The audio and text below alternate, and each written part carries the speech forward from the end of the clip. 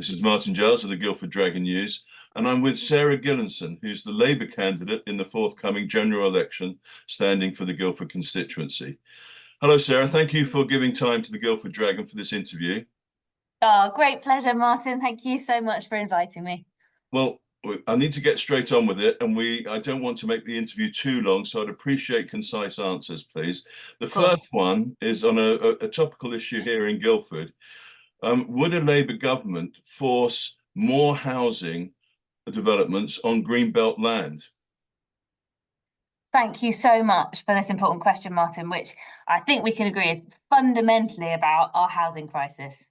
We haven't got enough houses. We most definitely haven't got enough affordable homes. What are we going to do about it? So what the Labour Party has said that we will do is build 1.5 million homes over the course of the next Parliament. And part of doing that is speeding up planning. Now, we've been really clear about the priority order of the land that we would expect to see used for new homes as part of that mission to build 1.5 million new homes. First is prioritising using brownfield land first, number one. Second is that if Greenbelt needs to be used for local housing in line with local plans, then we would prioritise using grey belt land first. So land officially in the green belt, but sometimes being used for car parks and disused. Have you identified any grey belt land in Guildford? So my understanding is that the local plan has already identified land for building the housing that Guildford needs. Yeah, but not many people would describe it as grey belt. But the local plan has already identified. Oh yeah, there are sites in the local plan, that's true. Okay, but you said about this grey belt, and I'm just wondering where it is locally. So I'll be really honest with you, Martin, and say, in terms of any new land to be identified, I don't know the answer to the question as to whether there's any grey belt land that's appropriate. But my understanding is that, for example, on Wisley, some of that is designated brownfield site, but not all of it. So that the local plan has already identified the key areas of land in Guildford that it wants to build on. The Wisley site is no longer greenbelt because it was removed from the greenbelt when the local plan was adopted. Super. Sorry, where am I? So what would the Labour Party do? The Labour Party would prioritise brownfield sites. It would, where there is greenbelt land that needs to be used, go first with the grey belt. But the third thing that the Labour Party is saying around using greenbelt is that if in any places existing greenbelt land is used, the national government would be happy to support the designation of more new greenbelt land so that in total, the amount of greenbelt land that remains the same. Okay, so those are the three big things. Yeah, the problem is that Guildford is about 80, it used to be 89%, I think it's about 85% greenbelt now. So nearly all our land is designated greenbelt, so it would be very difficult to find other areas. But let's put that to one side. Aren't there other more effective measures that could be taken to tackle the housing crisis? For instance, couldn't you stop foreign investment of British property so that we don't get developments that sometimes are empty? And in fact, then the empty properties are another issue, aren't there? There are meant to be thousands of empty properties throughout the country. And the other thing we find locally is even when the council grants planning permission, they aren't in control of the development. So property owners or landowners are able to just hold it back until it suits them. So it's not always the council's fault. Oh, totally. I think that last point is absolutely critical because, again, coming back to what is it that we want to achieve with 1.5 million homes over the course of the next Parliament? Well, firstly, we want to make sure that enough of it is affordable. So we need to make sure that developers are held to account for that. Secondly, we need to make sure that these are communities, not just housing. These are places that have got shops and GPs and schools and roads, which I know are really live issues in the Wisley and proposed Gosden Hill developments. Are we just going to have housing that is draining the local area?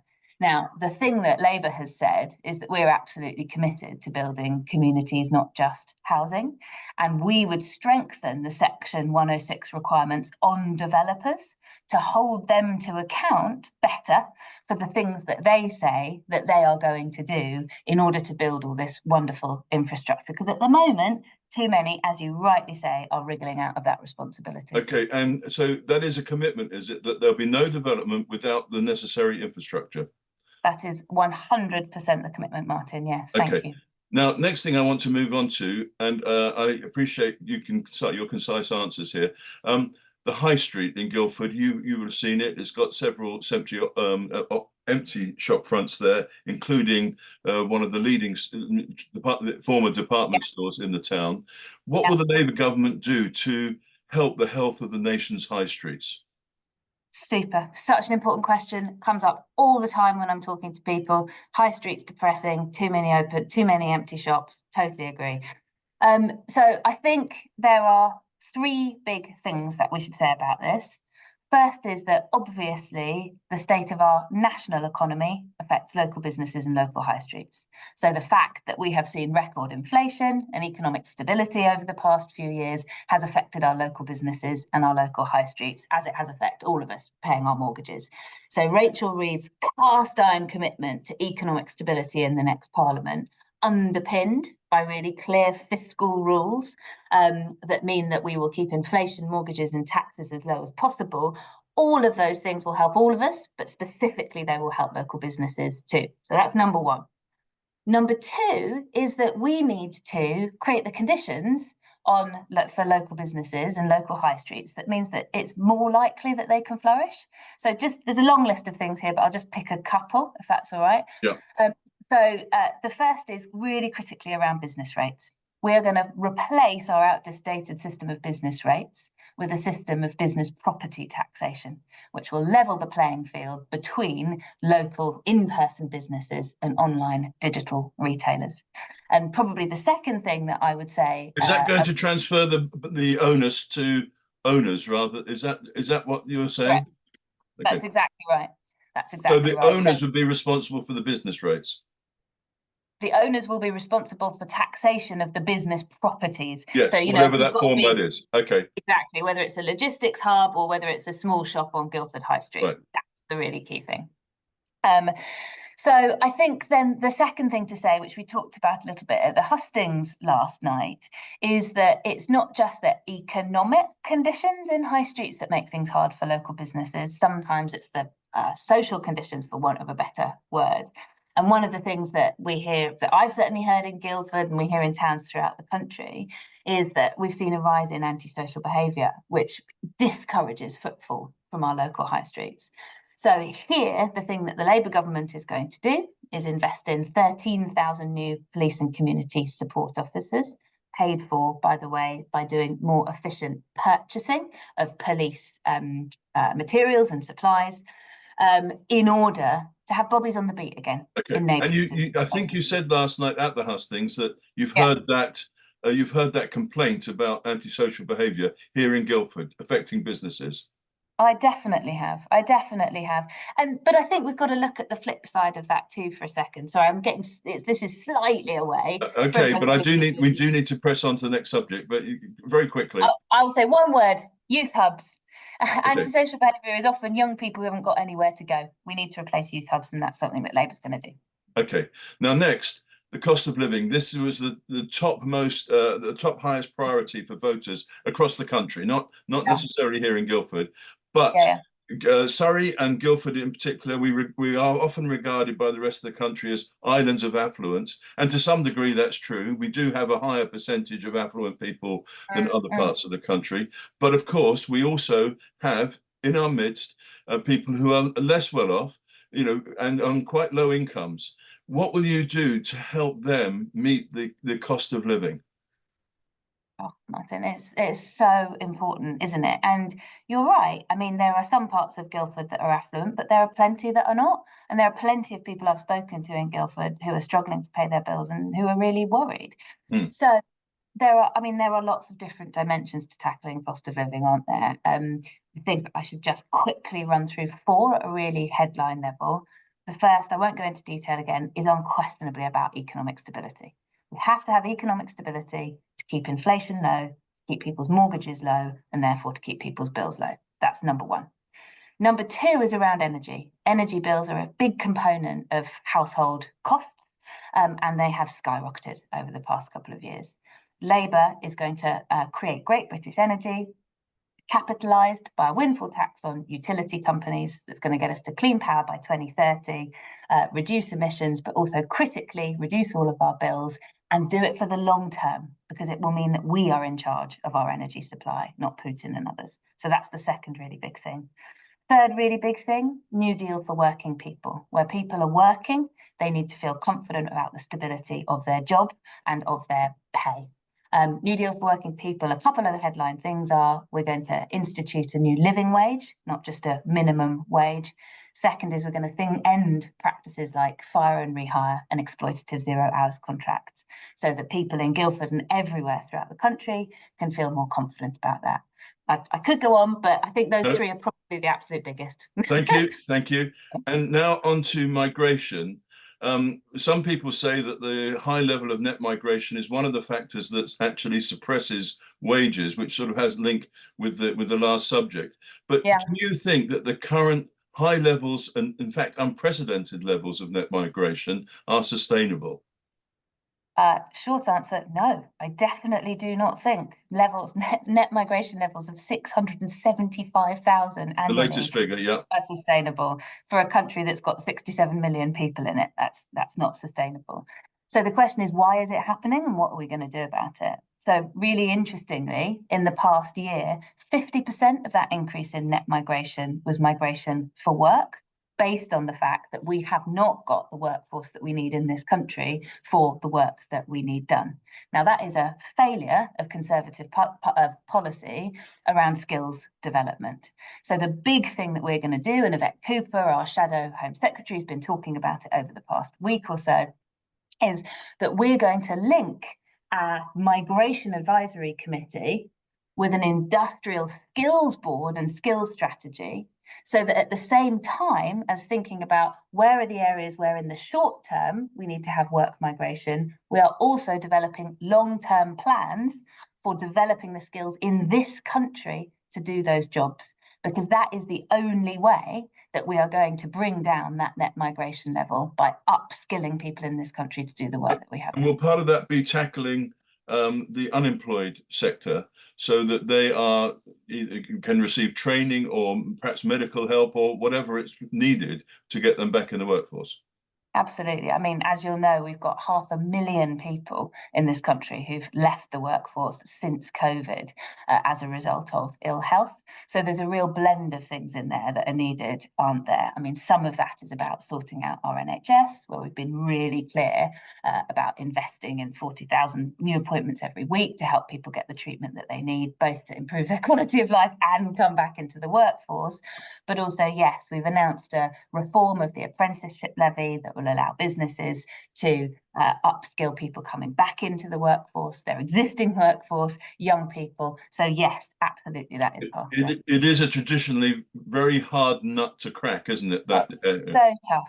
It's so tough. And I think, honestly, one of the really important things that the Labour government is saying is that some of this strategy is going to be devolved to regions, because it's almost impossible, I would argue, to do at a national level. So Labour has said that they're going to devolve skills policy and growth, and what it's going to take to bring those two things together really effectively. But we don't have government. We don't have regional government. We don't have any. Do we have the infrastructure in government level to support regional delegation like that?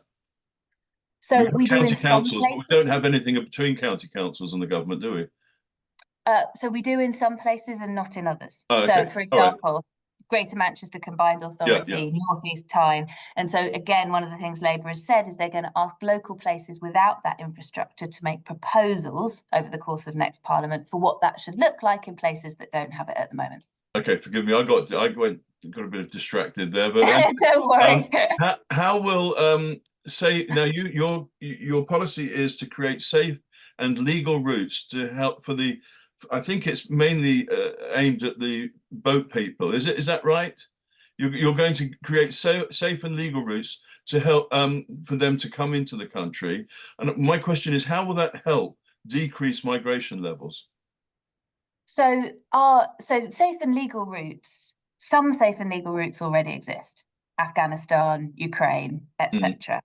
And actually, the thing that needs to sit alongside in order to decrease illegal migration into the country, because that's what we're talking about here, I think, in stopping the boats, is that we need to move away from this costly and completely ineffective Rwanda policy, which has so far spent several hundreds of millions on getting one volunteer to leave to Rwanda. And instead, what Keir Starmer has said that we need to do is invest that money in the first 100 days in a secure border force that actually spends the money on our borders and just over the border in France on tackling the gangs and stopping people from crossing the channel in the first place, rather than putting that money into Rwanda, etc. So yes, safe and legal routes are an important piece of the puzzle, but that has to sit alongside much more secure borders, which is what we would spend the Rwanda money on. But we can't control the French beaches, can we? And once those people are in the water, we have whatever the situation is, we have a duty to save life. And that's the problem, isn't it? That it's too easy for them to start their journeys from France. And we can't control that because, France is in charge of its own territory. So we are not controlling it at the moment, but by investing money in a new secure border force that would work certainly in partnership with our European colleagues, we would be working to tackle the gangs in order to stop people from getting anywhere near the beaches in the first place. That's Keir Starmer's commitment. And okay, you think you'll be able to do that? Yes, absolutely, I do. Okay. And my last question is about water and water supply and sewage. How would you stop the sewage that's currently being discharged into our rivers? How would you stop that happening? God, it's just really awful, isn't it? One of the really terrible legacies of Conservative government, having loosened environmental regulation and having let the water companies take dividends out without investing in our infrastructure. It's just awful. So what would Labour do about it?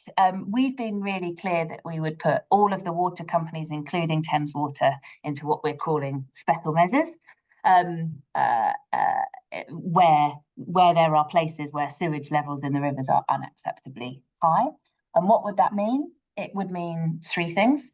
It would mean that the water bosses of those companies, firstly, would be subject to really serious fines for continued pollution of the rivers.